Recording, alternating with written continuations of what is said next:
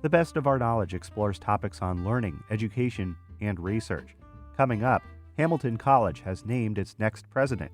We'll speak with Steven Tepper, who is currently serving as a dean at Arizona State University. And a new summer program is aimed at helping middle and high school teachers incorporate lessons on ecology and climate change into their curriculums. I'm Lucas Willard, host of The Best of Our Knowledge.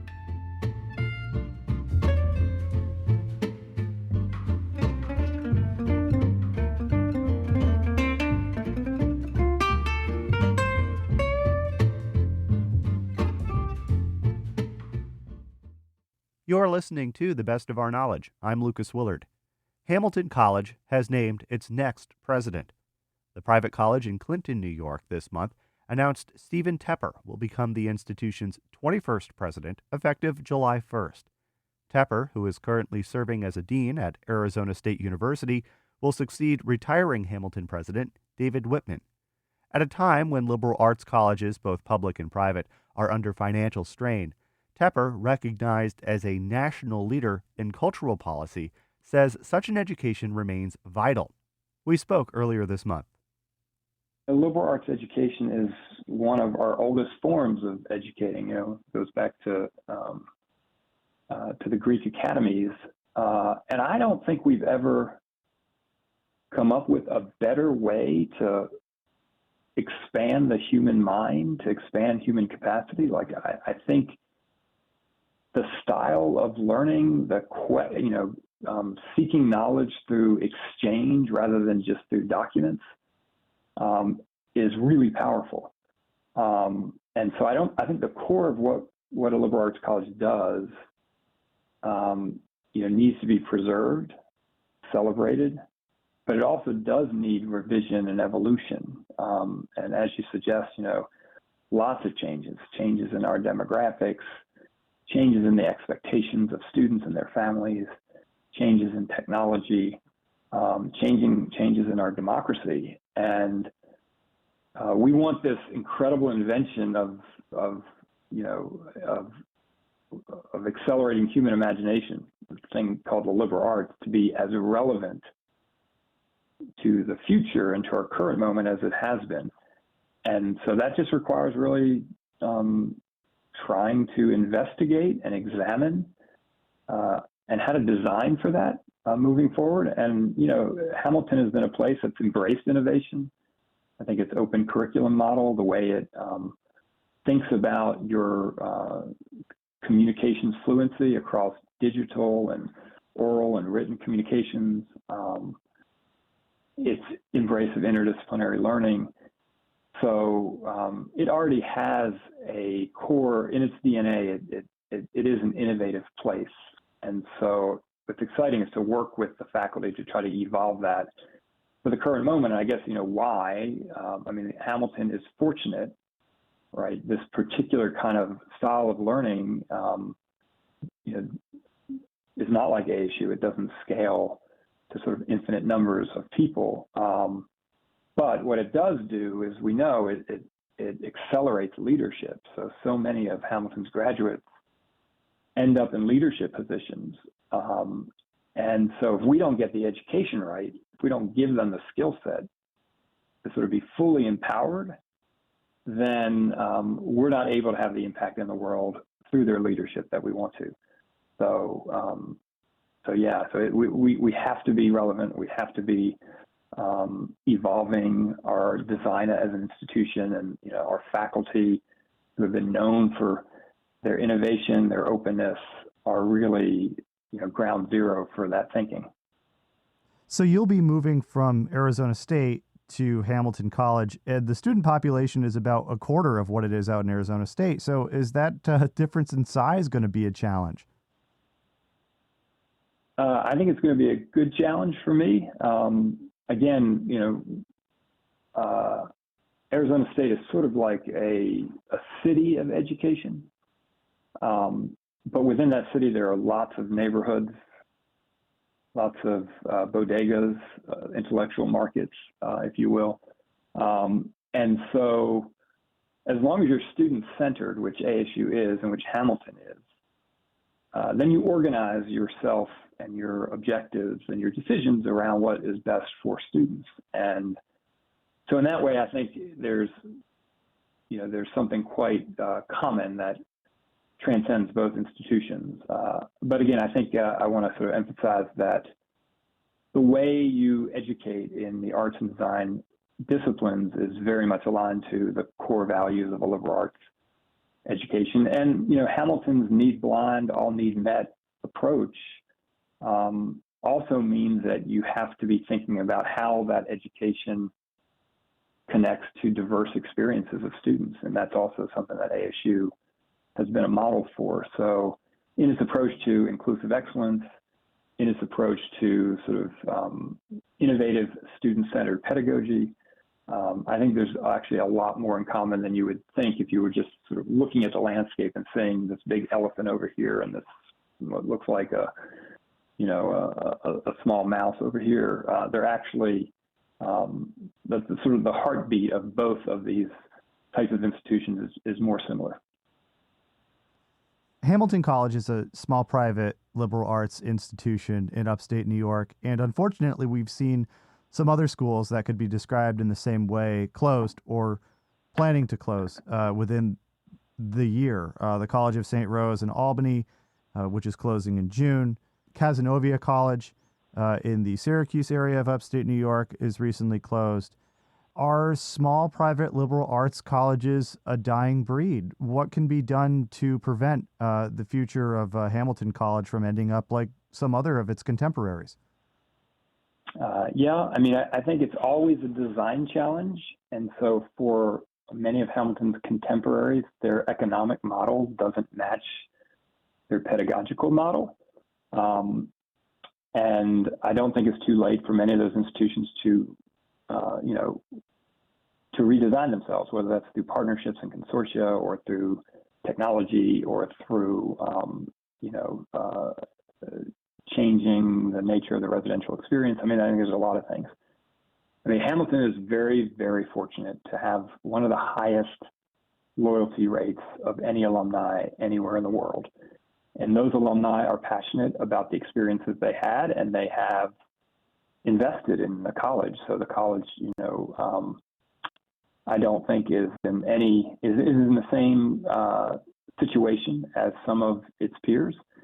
It is strong. It is still a place that many families want to send their kids, and it has resources to subsidize the cost. So for families that can't afford it, they can still attend. So, but that said, I'm not worried about the imminent threat that some liberal arts colleges face. But again, the world is changing, and we have to always reiterate and also rediscover our value proposition. And it's not just for liberal arts colleges. I think higher education more generally has gone the way of other institutions in American society, which is majority of the people don't necessarily trust the value in those institutions. And that's really on us to prove that value, to communicate clearly, to serve our communities, and to show that this is a model that should persist, that it trains effective leaders and citizens. And if we get out of step, then we should be accountable to that. But I'm confident that we've got a faculty and a leadership team at Hamilton that is really eager to investigate and examine and make sure that we are more in step with what our students need, what their families need, what the future needs. Dr. Tepper, you spoke about the importance of diversity and inclusivity, and you're credited with tripling the number of Hispanic, Black, and Indigenous full-time faculty. At the same time, we're seeing affirmative action be repealed. Why do you think it's so valuable to consider race and diversity, even as the Supreme Court is doing away with affirmative action programs? Well, I'm a scholar of creativity, and everything we know about creativity is that the most transformative ideas emerge from the collision of people and cultures and experiences and perspectives. And so, groupthink, homogeneity, this is not the way you're going to invent the next thing, whether that's the next important policy, or whether that's the next company, or whether that's next way to solve cancer or diabetes. So, if we're trying to invent the future, then if we don't have diverse students and faculty, we're not going to successfully be as creative, as innovative as we can be. So to me, it's just a requirement for achieving our objectives. It's, that's sort of point one. I think the second is that we get diversity when we expand our criteria for what we value. And so I'm not worried about I regret the decision because I think affirmative action properly applied has been transformative to education in American society. But we have very sophisticated admissions teams, and the more variables they consider, the more broad their criteria are for considering what makes a great student, the more diverse our students are going to be. And so I think we've got all of our tools that we need to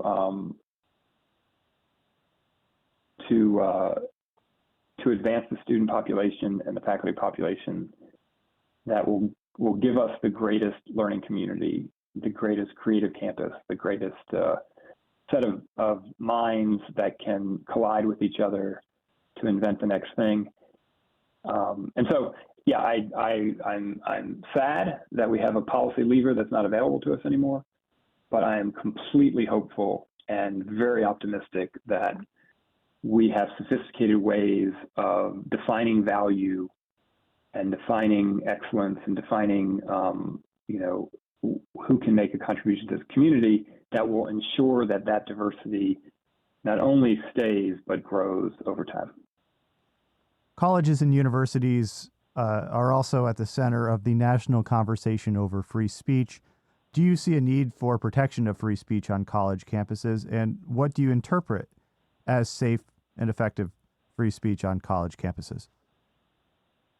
Yeah, well, that's a question that will be a point of inquiry for the community going forward. I don't think there's easy answers, and I think we need to sort of take the liberal arts approach to our own challenges, which is, let's ask hard questions, let's question our assumptions, let's interrogate, let's reflect, let's design, let's revise if it's not working. I think we can deal with this question of how humans and how communities engage with one another around really challenging issues without assuming we have all the answers going in. That said, college campuses have got to remain a bastion of free speech.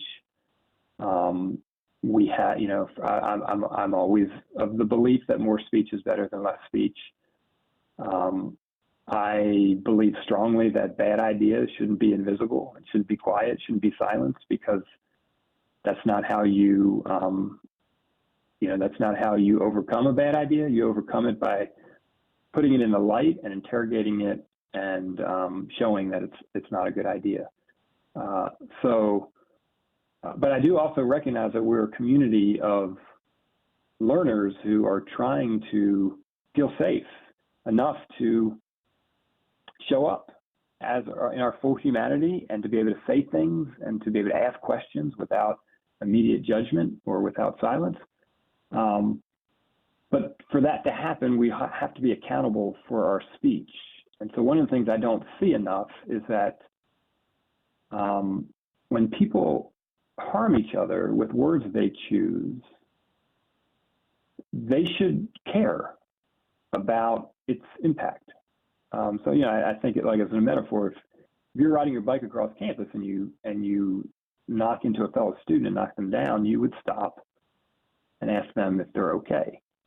But if we, drive by someone with our language and we knock them over, we don't often help them back up or ask them how they're doing. And so I just want to make sure that we're all accountable to each other in our community, and that, that people can be uncomfortable with discomfort and can make sure that the campus remains a place of interrogation and inquiry and not just, politics and posturing.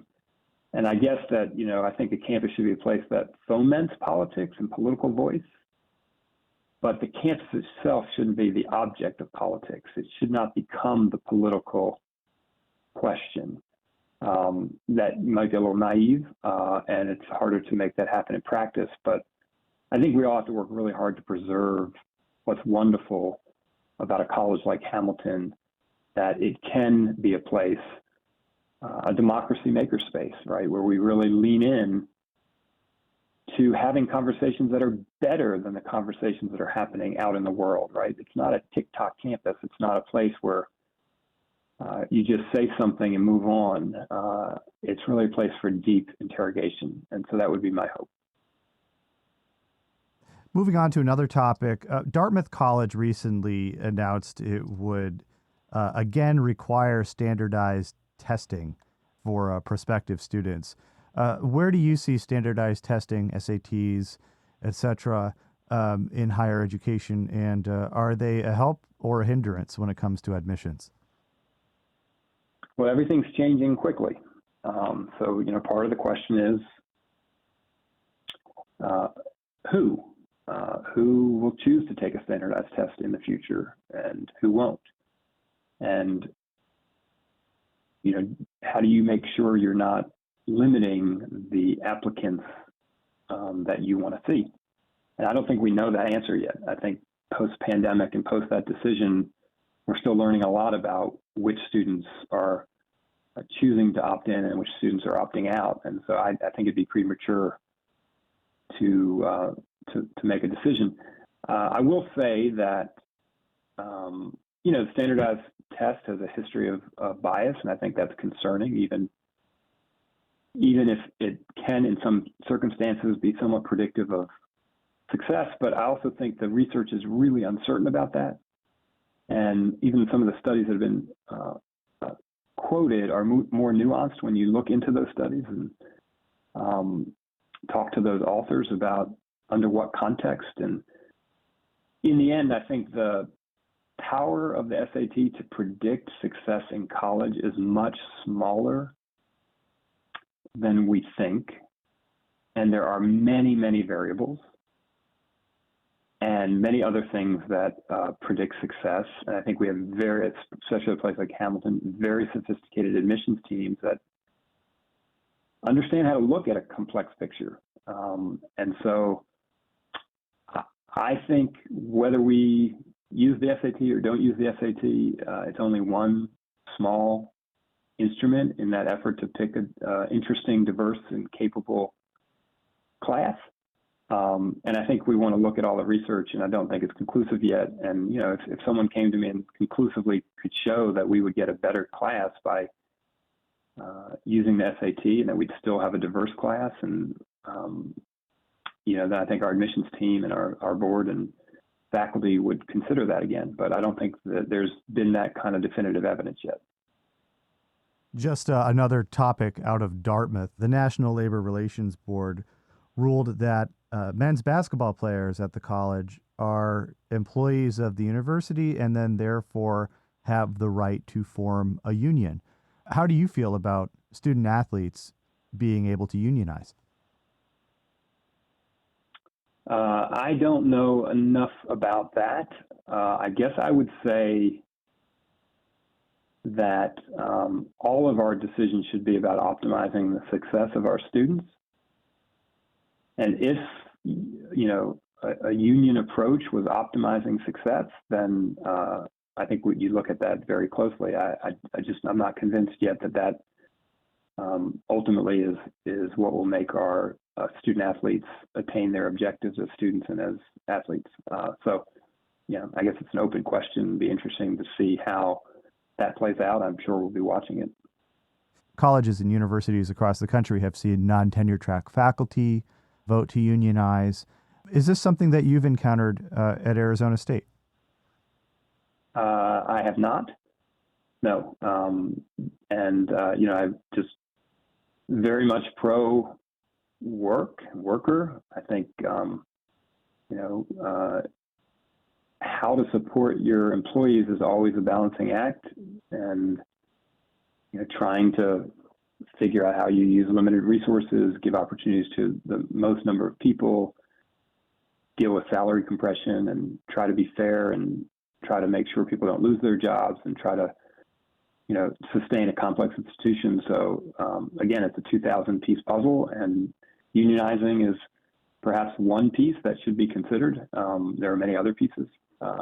But in general, I think colleges need to continue to aspire to be models for how we can be better societies, and better societies are places that treat their workers fair, places that embrace sustainability, places that show you how to engage democracy productively, how to turn outrage into inquiry. So I wouldn't put work conditions any different in terms of our aspiration should be to try to be a model for our students, for our community, and to just recognize that all institutions are complex, and the ability to interrogate ourselves is ultimately the first step to figure out how to put those puzzle pieces together.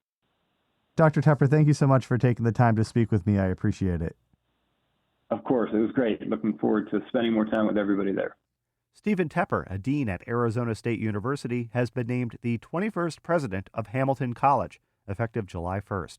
You're listening to The Best of Our Knowledge. I'm Lucas Willard.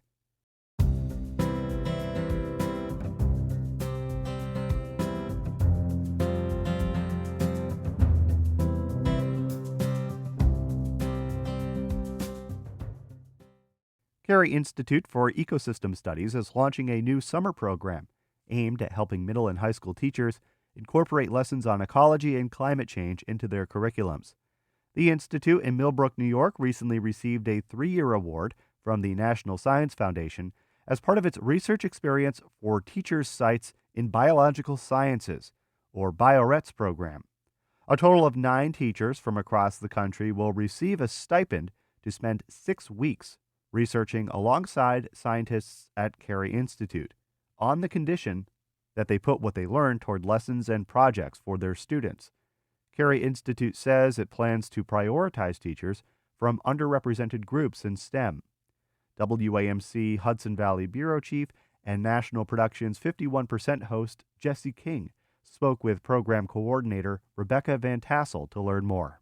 There's not a lot of other professional learning experiences that are like this for teachers, that we're building our program around the belief and the reality that teachers are intellectuals and that there's a lot that goes into being an effective teacher. It's not just what you know about your content, but it's about your ability to build relationships with kids and navigate this complex environment in the classroom. And so this program really honors the knowledge and skills and abilities that teachers already bring to the table at our program, and to really heighten and leverage that knowledge that teachers hold that nobody else knows about their profession and their kids. And so we're a very teacher-friendly environment, and we're here to elevate teachers' intellect.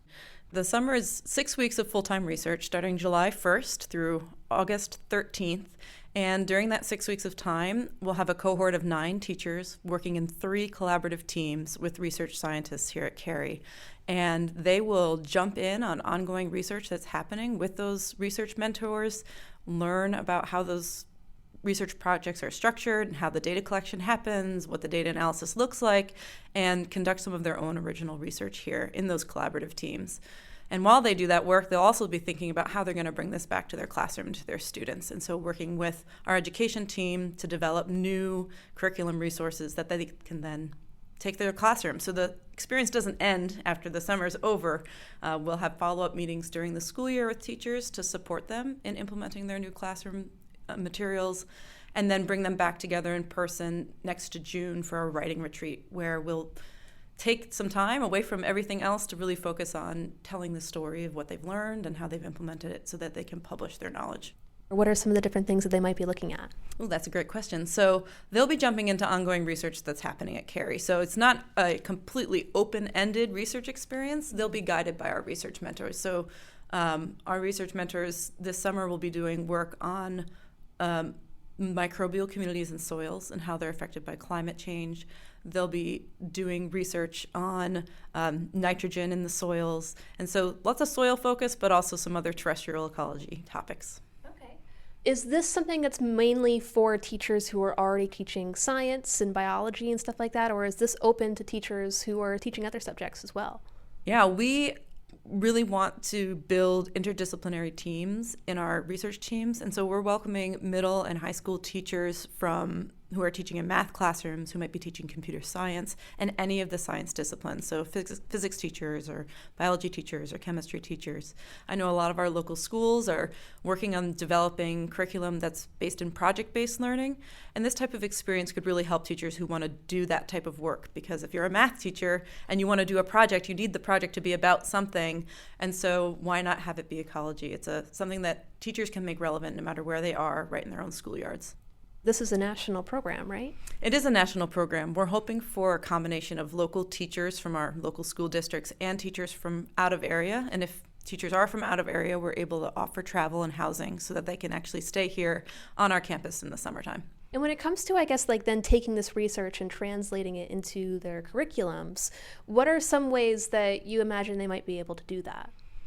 I think there's lots of different ways that teachers can do that. They could take the content that they're learning directly if they have a way to integrate that meaningfully into their classroom, or they can take what they're learning about science practices and the ways that we do science and translate that into our classrooms. New York State science standards and the national standards emphasize this three-dimensional learning where you're taking the content that students are learning, you're taking the ways that science is done, these science practices, and these thematic elements that link all of the content together and to create three-dimensional learning experiences for students. And so our teachers will be having an authentic three-dimensional learning experience and will be helping them build materials that do that for their students too. Carey Institute Program Coordinator Rebecca Van Tassel speaking with WAMC's Hudson Valley Bureau Chief and host of National Productions 51%, Jesse King. The application deadline for the Carey BioRets program is March 15th. Carey Institute has been a WAMC underwriter. You're listening to The Best of Our Knowledge.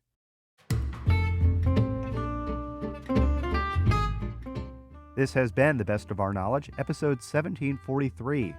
The Best of Our Knowledge is a national production of WAMC, Northeast Public Radio. Thanks to associate producer Jody Cowan. The latest on all National Productions programs is available via the Airwaves newsletter and our flagship station's website, WAMC.org. Until next time, I'm Lucas Willard.